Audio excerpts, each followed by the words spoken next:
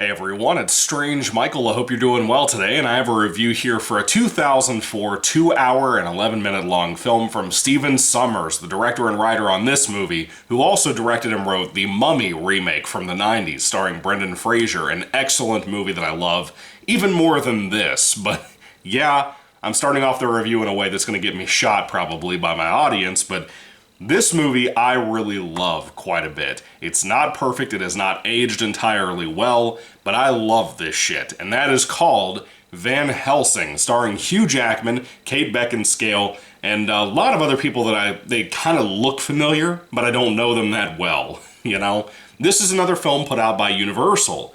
And to me, it's one of those great, almost trying to spin the Universal monsters off into a modern day, not in their timeline of the movie, this is a period piece, but trying to spin them off into a new franchise now in recent years. And 20 years ago this movie came out, and I still think it's just as good as a 10 years after this movie called Dracula Untold that I'm currently rewatching right now. I love both of these. I don't give a shit what anybody says. They are so much fun, even though this is more of an action horror goth movie versus this being kind of a drama, a family drama, which is bizarre, I know. But anyway, Van Helsing, I could not recommend this enough. If you've heard a lot of people talk badly about this movie, it deserves more credit, in my opinion. It's so much fun to watch. Yes, it's more of an action movie, but there's a lot of things about it that work for me. Essentially, Van Helsing, played by Hugh Jackman, is dispatched to go hunt down Dracula in a small Transylvania town that is actually, in the location they go to film, it's actually one of the Universal Monsters sets from back in the day, which apparently you can go on the studio tours when you go to Universal. I thought that was kind of rad when I found out about that. I read like every bit of trivia about this movie and everything, and Van Helsing having come down to track down Dracula is very interesting. He encounters a lot of things along the way. The film actually opens with a black and white prologue, and a lot of the sets, whether they're in color or in black and white in this prologue, are so neat. How they look like a modern day, almost steampunk version in current day in 2004, I guess, when this came out. It's like a steampunk version sometimes of the Universal Monsters world. I love it for that. It's a little bit too operatic. Everybody is talking in a very opera-like way, a little bit over the top. Dracula specifically is played by an actor that I've never seen in anything, even though I swear he was Benicio del Toro when I was a kid. It is not Benicio del Toro, however you say his name. I love him. Great actor, great Wolfman remake from that guy, but this guy is sometimes really fun and sometimes obnoxiously stupid. Whether it be the writing or anything for this Dracula, don't really like him. What I do love is his brides. Dude, they're like Disney princesses for us dudes who love action horror movies. They turn into the bad creatures and all that, but they're like the life, human-sized bats. But they wear like these almost gypsy-like outfits. And when they swing their arms up to go flying, their outfits turn into like their wings and stuff. And it's really cool. I love that. I think it's a really cool idea in general. Say what you will about Stephen Sommers when it comes to like the Mummy movies or whether it comes to this. I think he has great ideas. I really love what he does. He doesn't always get a home run, but this is one of those cases that I think he really does. I love the look of the movie. I think it looks amazing on this Blu-ray that I hadn't seen in a while. I haven't seen the movie since basically maybe a year ago, 2 years ago. I'm trying to make it a tradition to rewatch this every October or fall for that matter because I love it so much. But when I was a kid, we rented this when it came out. And I loved it. My family loved it. And to hear the disdain and anger and frustration with everybody on the internet constantly trashing this movie for no real good reason. It's not as bad as people make it out to be.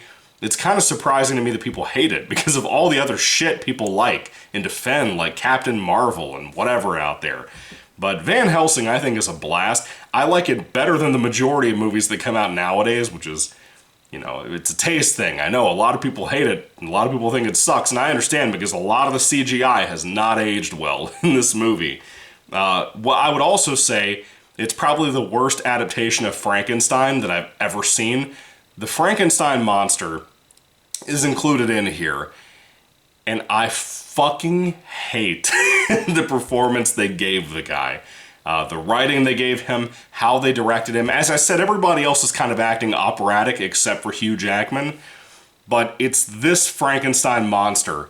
I don't like the design, really. It's a little too steampunk for me. But they wanted to do something different, and it was different from any Frankenstein I'd ever seen in any part of my life, in any movie or anything growing up. But it's the way he says things. He's always, like, on the verge of singing. Like, if he yells no, he's like, no! It's... Why? Why are you doing this to me? I hate it. Kate Beckinsale. Beckinsale. Sorry, I keep getting her name wrong. Hot as always, wearing nasty leather pants the whole movie that are tight.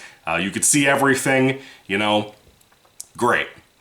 Great. I love Kate Beckinsale. Basically, she and her brother are kind of the main targets of Dracula and his brides in that small Transylvania town Hugh Jackman and his friend have to travel to. And essentially, she is a princess, her brother is a prince. He recently, when they tried to capture a werewolf that was also attacking their town, that's also a creature that Dracula utilizes to harm this Transylvania town. Basically, the brother gets killed, thrown off a cliff, but there is a wolfman in the movie, and I gotta tell you this. I have this little wolfman back over here. I usually have it behind me. This is one of the toys out of the many toys that Van Helsing had out when I was a kid. I have had this, no joke, for 20 years. I had a lot of toys growing up that had like this, not really a rubber suit thing that you put the werewolves into, or like if you had Dragon Ball Z toys, there were some that had the rubber Super Saiyan costumes and stuff, and then you had the little figures that went inside. I think this was inspired by those. You had a bunch of stuff like that. However, this is the thing. Most of those fell apart within a month of buying them because of the latexy rubber they had. This has held together. It is still not falling apart to this day, which is crazy. But I love this Wolfman design. I love how they turn into wolves if you see people transform in the movie. Basically what they do is the wolf is inside of them, so they start tearing their skin off, dude. And it's not really gory or gruesome. The skin basically is CGI. It just kind of dissolves as they transform. These werewolves are full-fledged CGI, but I think they look badass. I love the design. I love how the ears stick up so pointy in the air. Look at that. That's so sick, dude. I still, to this day, will defend the fact that these are some of the best, if not my personal favorite, werewolves ever put on screen. I don't care if they're CGI. They look cool. It's a good version of this. I feel like I've seen this werewolf look somewhere else, and I can't figure it out. Somebody on one of the trivia pages on IMDb said something about, like, the Rick Baker ones from American Werewolf in London, or Paris, or whatever. I don't know. I haven't seen Paris, like, at all in my life. I may have seen it one time as a kid. London, I swear I don't remember the werewolf looking like this. But I love it. Again, it's a very action film, a very action-set movie. It's a very slow down with some slow-mo type stuff. The writing is not great. It's filled with one-liners. Kate Beckinsale teaming up with Hugh Jackman to hunt down Dracula, worrying about werewolves, eventually coming across a Frankenstein monster in a cavern. I love this. I know it ain't perfect. I know it's kind of stupid, but it's fun to watch, man. It's a fun movie, and that's all I ask for. It's the same thing I got with Dracula Untold. This movie gets unfairly hated for no reason, and because of the asshats who hated it so much, we got The Mummy with Tom Cruise. Thank you, guys. Thank you so much. This was a great movie, and we just lost it. Okay, so this is the other thing, too, about Van Helsing. We almost got a Tom Cruise reboot, you know, like either as a TV show or as a new movie series in, like, I want to say 2009, 2010 was when I really started hearing about this. People wanted a sequel a long time ago, but when I got on the internet, people were really talking about a Tom Cruise revival to this movie, and just Hugh Jackman never came back, that kind of thing. It's a bummer, because I really, really, really love this. I don't think Tom Cruise would improve it. I think Hugh Jackman is excellent in the film. He's a blast to watch. And I like the twists and the turns and everything else we do. This was supposed to be a franchise, and we never did anything else with it. I don't really know what else you could do after this, aside from some of the monsters who aren't in here, like the creature from the Black Lagoon, Gilman, whatever you want to call him, or maybe the Invisible Man. They even did Dr. Jekyll in here at one point, which was pretty badass. I really love Van Helsing, and it doesn't get the love that it deserves. Even the music is good. I really like the score for this movie. It has this almost, it's like if you did Universal Monsters music now, that's what it kind of feels like. It's, again, kind of like a mild operatic thing, like the rest of the movie and some of the performances. And it fits. It fits in a really good way that I enjoy. So, with all that being said, Van Helsing gets trashed for all the wrong reasons. I don't think it deserves it. It's a great, fun movie, and it has aged poorly with a lot of the CGI. There's a lot of times you can see the CGI backgrounds being a mess, or people transforming into bats and werewolves looking a little sloppy. But it doesn't ruin the movie for me. I don't know where people are coming from when they say that based on CGI. It's like saying PS1 games are bad because of the graphics. It's stupid.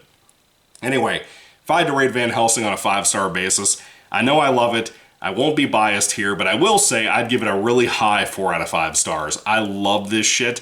I don't get where people are coming from. This very much stinks of that mentality of people who are obsessed with like nostalgia critic culture, and they think they're hilarious because they tear up a movie that has some bad CGI. This movie doesn't deserve it. Give it a chance to watch it. If you haven't seen it before and you're a big Universal Monsters fan, even if you don't like action movies, check this out. It's got a little bit of blood in there. It's a little bit fun for a PG-13 film. Has some good stuff from those 2004 days that we all love and miss. Good time. Definitely a big recommendation from yours truly. So anyway, check it out and check out Dracula Untold. It's still as good as I remember. Thank you all for watching, guys. God bless you all. What are your thoughts about Van Helsing and its little prequel animated movie that was like 45 minutes long? I saw that for the first time last year. I didn't love it, so I probably won't rewatch that and review it this year. Maybe next year. I don't know. But in the meantime, I hope you enjoyed this. Get you one of these really sick-ass werewolf toys. These things are great, man. Anyway, thank you all for watching, guys. God bless you all. Catch you later, and goodbye.